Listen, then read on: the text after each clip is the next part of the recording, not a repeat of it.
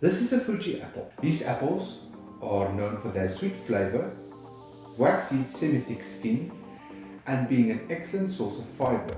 As you can probably tell from the name, they were originally created in Japan when growers at the Tohaku research station cross-pollinated Red Delicious and Virgin Rail's Janet apple. Fuji apples were quite the sweet success when they were first introduced in the United States. And sweet is the perfect description. With about 14 grams of sugar per 100 grams of apple, these apples are among the sweetest on the market. Okay, but what does that have to do with me? Glad you asked. It goes back to my days in college. One fine Monday morning, I was looking at my academic planner when I noticed I had a free elective open. And because it was a free elective, I decided to do something I've never done before: geography. And so I learned about different kinds of rocks, landscape erosion, and various other interesting aspects of our natural world. But the college wasn't simply going to allow me just to study away or introvert style. Nope. This was an academic setting. That means we had to report and discuss what we learned. And because this was an online class, that meant discussion boards. Now, the general consensus among students, at least the ones I've talked to, is that discussion boards are not great.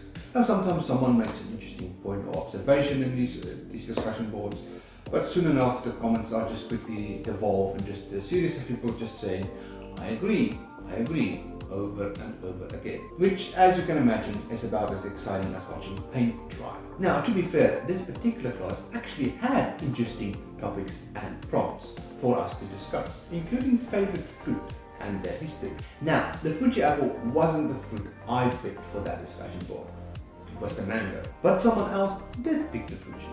So I responded to the typical, thank you so much for sharing, and here's a few somewhat related facts with some citations and sources that covers the basics and just and meant I got the stamp of approval from the instructor. And so I went on my merry way. It wasn't until a few days later when I was shopping that I happened to glance down at one of the apple stands and saw a familiar name staring back at me. And so I went, hey, why not? And bought a few. In a post, the student described these apples as sweet and refreshing. And yeah, she was right.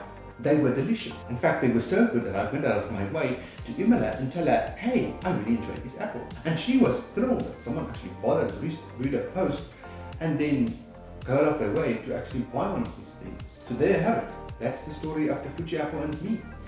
Probably not the most exciting or interesting story you've ever heard, but that's the thing. Because the story of this apple came from such an unlikely place, a required online discussion board, something that every student just wants to get over and done with, it means something to me. So every time I see one of these apples, I think back to that story, and I can't help but smile. Thank you so much for watching.